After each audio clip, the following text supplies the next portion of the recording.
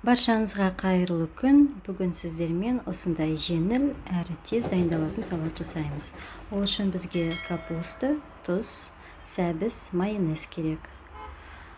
Осындай аз ғана заттармен жасалынады. Ең біріншіден капустаны